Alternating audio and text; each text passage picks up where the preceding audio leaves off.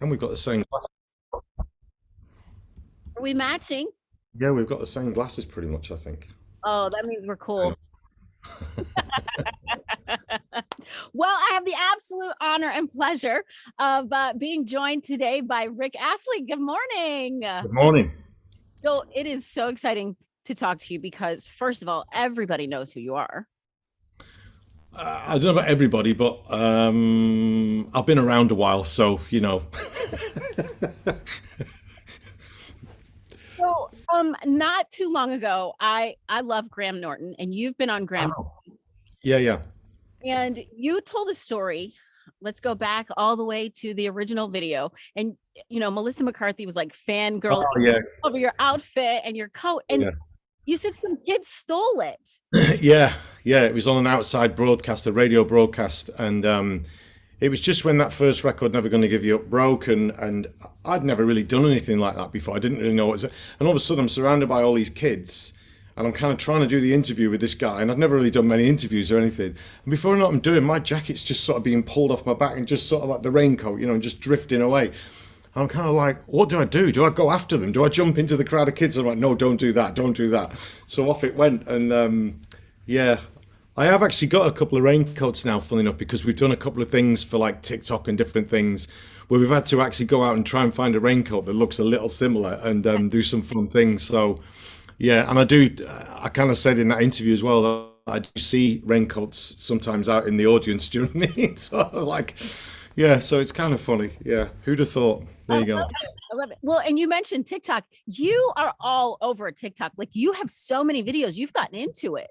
I've got a few, yeah. I mean, some guys and girls live their life through TikTok. You know what I mean? But I think if I'm going to be completely flat out honest, the people who manage me, take care of me, tell me what to do. We've had discussions about the social media thing, obviously, for quite a long time, and obviously because of Rick rolling and all that different stuff and everything. That I'm kind of a bit. I sometimes feel a little bit like a fish out of water with it because I'm not.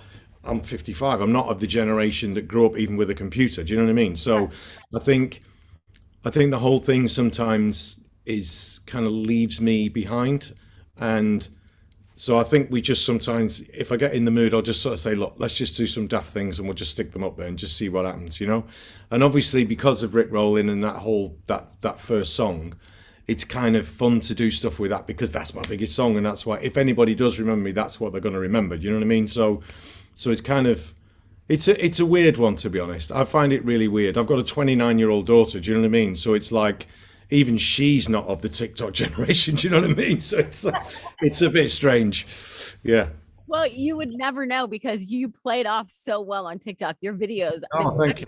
yeah. Thank you. Well, it's about having a bit of fun as well. I was discussing that with somebody recently, actually, an artist that I know, a music artist, and it was a lot younger than I am, and we were discussing that thing about how far you want to take it seriously because if you've just made a new record and you want people to actually listen to the music you've made, how far do you go making yourself into a clown to get people? Do you know what I mean? It is a balance of thing. But I was also saying that the other side of that coin for me is that just look at the video for Never Gonna Give You Up. Let's just leave it there. I mean, that's just like a comedy video anyway. Do you know what I mean? So we might as well just say, well, there's nothing I can do that's going to be like, more embarrassing than that video. So it doesn't matter what I do. So I'm just all for it. Well, at least in your TikToks, you don't have anyone yelling at you to shut the up. Yeah, yeah. Exactly, yeah. No, I mean, making videos back in the day, I don't know, man. It was really, really strange because, for one, I'd never done it, obviously, and for two, it's just really hard when you're on your own. If you're the solo artist and you're not that kind of a person who's just right, get me in front of the camera. It's really hard. There's like all of a sudden there's 25 people looking at you, loads of lights, this, that, and the other, and as you say, a guy in a high-rise building telling you to shut up because he's trying to get some. And I don't know, it was just really weird. All those dance moves are just pure fear. That's what it is. People talk about, the Astley shuffle, as people have called it. It's just fear. It's just fear of being in front of a camera. So Well, you played it off well and it worked out really well for you. thank you. So let me ask you about this recent tweet that you put out. So you were featured, your song was featured on Ted Lasso, which Ted Lasso, Oh yeah. what a runaway hit. And you're a huge fan of the show. And then they used your song. Yeah, no, crazy. And I knew they were going to use it because obviously my manager knew that, and they have to get permissions and blah blah and all that and everything. And we were really up for it. We loved the idea. I'm not sure how much. Anyway, the permissions is whatever. Somebody has to ask somebody for something, whatever. But I think my manager is my wife as well, by the way. So, and she has an office at home, and obviously, like everyone else, we've been working from home and stuff. So I kind of leave her alone when she's in her office. But I could hear that song, and I'm kind of thinking, what is that? Why? What? Anyway, and then she kind of stopped the computer because she had all the scenes to look at, but she wouldn't show them to me. You see, because I'm a really big fan of the show, and she just wanted me to see it. So, but the only way to see the show is to wait for it. That's the weird thing. That's the weird thing about streaming now with TV shows is some of them obviously just drop everything, but some of them you got to wait for it each week. It's like being in the 70s or the 80s or something. It's crazy. But it also there's a certain kind of connection you have with that. I think you know what I mean. It's like I can't wait for Saturday or Friday or whatever night it comes out. So anyway, so I watched the show and I just thought it was unbelievable. I mean, so many things have been done with that song, Never Gonna Give You Up, either just, kids in a bedroom or kitchen or what have you, to shows and people doing things with it and everything. But I think that to me is the most moving thing anyone's ever done with it. And I just thought it was amazing. Yeah, you got really emotional in your tweet. Well, I did. I was kind of pretending, to be honest. I was acting, dear. But no, but I did. I actually did watching it. I did. I shed a tear watching it. I did. I said I didn't, but I did, because I'm kind of in love with the show and everybody in it, and the arc that they've given all those characters and what they're gradually doing and everything. It's pretty amazing, and I think it just shows. I mean, obviously it's massive, that thing, and they won all the awards and everything. But I think it also shows that if you write something really, really great, you can set it in any country in the world and probably put it in any language in the world as well. I know English is the kind of the universal language of the internet and all the rest of it, but I kind of think it's just really well written, and then the people who play those characters just do it to the absolute max, and it's great. We're in an amazing place for watching TV right now, aren't we? Because it went a bit rubbish a while ago. Do you know what I mean? But there's some just amazing stuff right now. I'm sure it being about football, doesn't come close Yeah, to the heart. to be honest, it sort of doesn't. It doesn't really, because the kind of football soccer side of it, yeah, it's part of the storyline and everything, and it's why they're all there. But that's not really what you're watching. Do you know what I mean? And I love soccer. I'm a really big soccer fan. I don't watch it for that really. I watch it. It could have been about baseball for me, and I don't really follow baseball. They could have got an English guy to go over to America and try and, manage a baseball team, which would have been kind of interesting to see. It's just well done. It's just really well done. And I think when somebody uses your song and they don't just stick it somewhere, do you know what I mean? Like, oh, it arrives, it's like really thought out, and it's weaved into the whole show, the way it works and what it's just really clever and really well done, I think. So it's pretty amazing. I wonder, do a lot of people know that you are in a rock band? You're a drummer. Aren't you a drummer in a rock band? I wouldn't say I wouldn't say of either of those things, but I have a midlife crisis rock band with two friends who are older than I am. I play drums in it. We haven't been able to do that obviously for almost 2-3 years, I think now, because we had a bit of a break, and then obviously COVID and everything. So, yeah, I mean, I like all kinds of music. I think everybody does. I just obviously, got famous back in the day for singing some of those pop songs that I did, that I'm super grateful for. Have given me a great life, and still they're like Never Gonna Give You Up's the song that keeps giving. It just doesn't stop giving. So it's amazing. But that doesn't mean that I don't love other kinds of music. I want to play around and mess around with music like that. And I think, if I get the opportunity to do almost anything, I'm up for it. You know what I mean? Within reason, obviously. And that can be singing my old songs, because I'm kind of more in love with doing it now than I was when I was a kid, to be honest, when I was young, because there was a lot more pressure then. I knew I had this massive record label around the world, kind of like all the time, and trying to, thank heavens I did, by the way. But I'm saying, you just felt like you were on this runaway train or what have you. And it was a bit scary at times. And it was a bit, I used to get back to hotel rooms and just sit there on my own going, what the hell is happening? Do you know what I mean? But I was glad it was, and I was grateful. But some people just handle that better than others, and some people kind of love it more than others. Yeah. Whereas doing it now, when I sing those old songs, I'm sort of going on a nostalgia trip with the audience. And okay, if we go on tour and we do, a lot of gigs one after the other, then yeah, of course, there's a part of the nostalgia that, you have to find that in the audience because I sang this song last night and the night and the night. So you look to the audience for it, and then you suddenly go, I get it, because you see people in a raincoat, or you see people, and they've even got an original T-shirt from the first time they ever saw you or whatever, and you go, I get it. I remember why I'm here. I remember how lucky I am to be here. So I can still really, really enjoy singing them songs because it just means something very different, if you know what I mean. I'm not trying necessarily to sort of it is reliving it actually, but it's not in the same. I'm a grown man. Right. You know what I mean? It's a different emotion, I think. I think it's more of an emotion of sort of like gratitude, really. And I don't want that to sound super corny or anything, but I just know I've bought records over the years from artists that I thought would have been around forever, and they're not. Yeah. And they don't go out and gig and they don't go out and play. And I kind of think, okay, you got to remember that, got to remember that I'm one of the lucky ones. I get invited to go on massive big tours in America with New Kids on the Block. You know what I mean? And I kind of think that's pretty cool, And I think the name of it is perfect. It's Yeah. The nostalgia tour, and Yeah. you are with great company because it's you, it's New Kids on the Block, it's Envogue, it's Salt-n-Pepa. I mean, Some big tunes there. Some big, big, big, big tunes. One of the things I went when this offer came along, I'm kind of looking at it going, okay, and I know how big they are because obviously I've spent quite a bit of time in America and I've been to America a lot recently and hanging out with friends and stuff, and I'm aware that they've done huge tours there and everything. So I'm thinking, and then they said, right, and Salt-n-Pepa are doing it, and I knew that they'd done one of the other tours with them, and I'm thinking, okay, well, that's right there, there's enough songs there. And then they said, oh, and Envogue are doing it. I'm like, what? So I'm kind of thinking, well, what do they need me for? But I'm happy to be the English guy. I'll come along and be English. I'll bring the tea and the scones, as we call them. I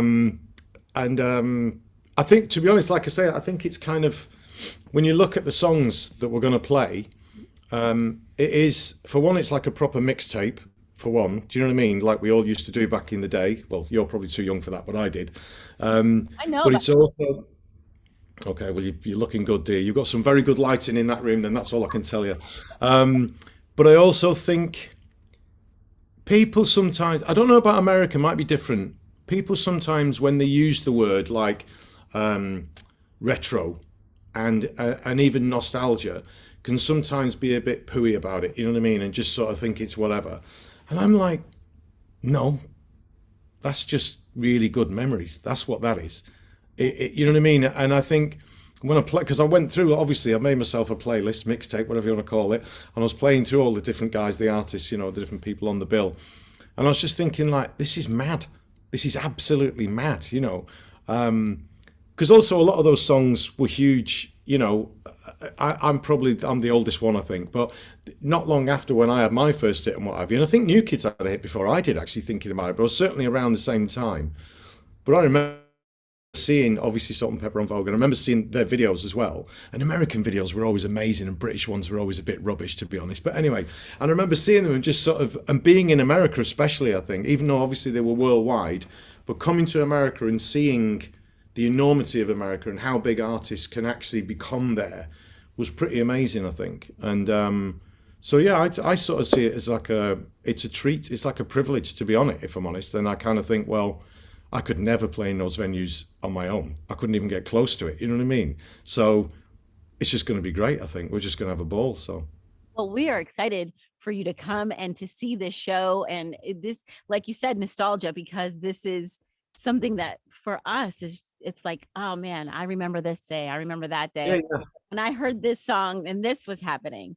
That's what it does. That's what it does. And I think movies do it a bit as well, and certain TV shows can do it, and lots of things, I guess, in life can do it. But music, me, and I think for most people, it is the one that does it. You can't not be in a car going to a gig and play the songs on the way there and just flip out a little bit. That's just what music does. You know what I mean? So I don't know. So I think I can't see how it's not going to be amazing, because the other thing is, I've sort of been told anyway, the guys go on first. It's not like they sort of send us out to the Lions first and say, get everybody in the mood. They go out there first. And I'm like, I've never heard of an artist doing that. That's just insane. But I also think I think that sort of shows pretty good character. It shows that they're confident and strong about what they're doing. It's like, no, we got this. We'll go out there. We'll do a few songs. Then you can come out. The girls can come out. You know, I think that's pretty cool. I don't think I've ever heard of an artist who's sort of organised a tour and invited people on it and said, no, we'll go first. You know, I don't know. Maybe they won't when it gets to it, but that's what I've been told. So I'm like, that's pretty amazing, I think. That's pretty cool. Now, when you're not Rick Astley and you're just at home and you're in front of your TV and you're watching, I'm always Rick Astley, baby. when you're at home watching Netflix, you don't have Hulu there, but you have Disney. Yeah, we have all sorts. Yeah, we got loads of stuff. Yeah, we can watch pretty much everything. I think it just sometimes takes a little bit longer or whatever. Yeah. So besides Ted Lasso, what are you watching? Are you Oh wow. game like that everybody's talking about? I started watching this thing and I didn't want to watch it when I saw it because I thought I'm not watching that. It's called Sex Education and it's about teenagers at school. Oh my God. And I mean, it's like I'm not sure I could watch it with my daughter. She's 29, by the way, but I just don't think I could. But I got into watching it. I can't remember why. I can't remember what it was because I kept saying to myself, I'm not going anywhere near that. I don't even want to see that. And then I think somebody,